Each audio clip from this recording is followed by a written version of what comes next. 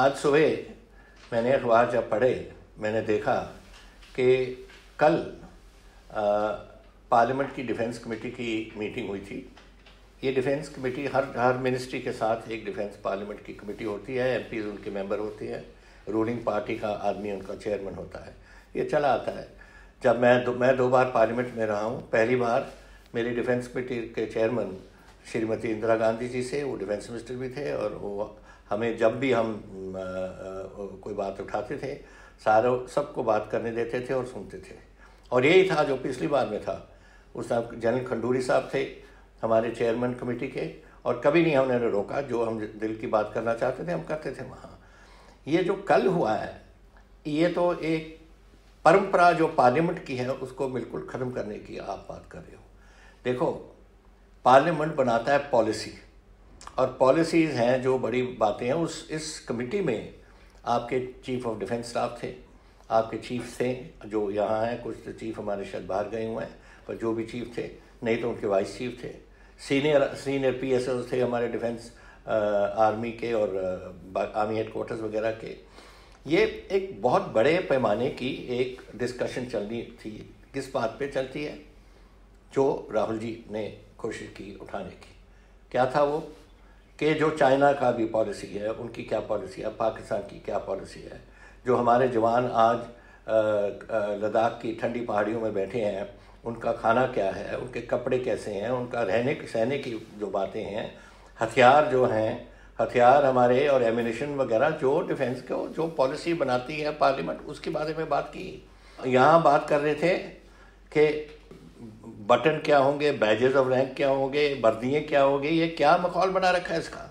वो क्या defence MPs का काम है? ये आर्मी हेडक्वार्टर का काम है, एयर हेडक्वार्टर का काम है, नेवल हेडक्वार्टर का काम है। वो अपनी बातें देखें।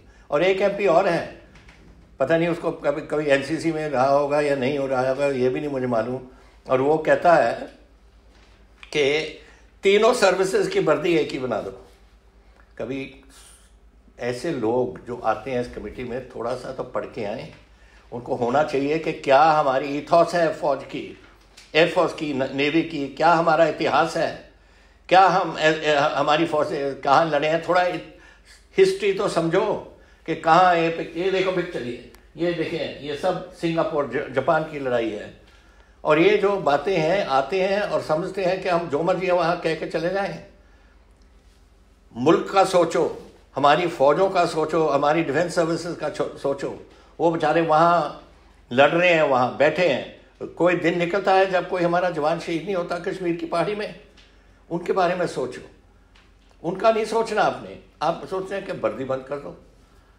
हर रेजिमेंट की इंसिग्निया होती है, हर रेजिमेंट की हिस्ट्री है।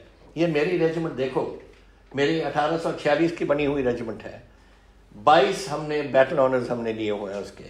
इनको भूल जाए हम? क्या किस्म की आप, मुझे समझ नहीं आती कि आप ये लोग हैं जो पॉलिटिशियन इसमें बैठे हैं, जिनको कोई हिस्ट्री का थोड़ा सा भी नहीं पता और डिफेंस सर्विस का कुछ नहीं पता। राहुल जी ने बिल्कुल सही कहा, और मैं आपको कहता हूँ कि आज के दिन जो ये बात सुनेंगे, राहुल जी की स्पीच भी सुनेंगे, उनके बारे में भी सुनेंगे, और मैं जो बात कर रहा हूँ सुनेंगे। सब फौजी जो रहे हैं, एयरमैन रहे हैं या हमारे नेवल ऑफिसर्स रहे हैं, जवान रहे हैं, सबको जो मैं बात कर रहा हूँ उसको अच्छी लगेगी और उनको पसंद आएगी कि ये बात सही कर रहे हैं। क्या कर रहे हो आप? वर्दी पॉलिश करनी हुई है, उसमें कौन से किस्म का ब्रासो लगाना है, यह है कोई पार्लियामेंट का काम? तो ये बातें छोड़ो। आज देश में संकट में आया हुआ है।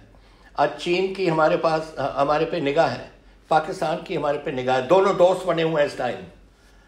और आप उनकी बड़ी बातों सोचने के बजाय, हथियार के बजाय, जो बाकी चीज़ें फौज को चाहिए, नेवी को चाहिए, एयरफोर्स को चाहिए, उनके बजाय आप छोटी छोटी बातों पे आ जाते हैं। और फिर जो उठाना चाहता है कोई, इसका हर मेंबर का हक है कि उठा के अपनी बात करे। उनको बोलने नहीं देते। पता नहीं कौन है वो कमेटी का चेयरमैन, उसमें मेरा ख्याल वो भी कभी NCC में नहीं गया होगा।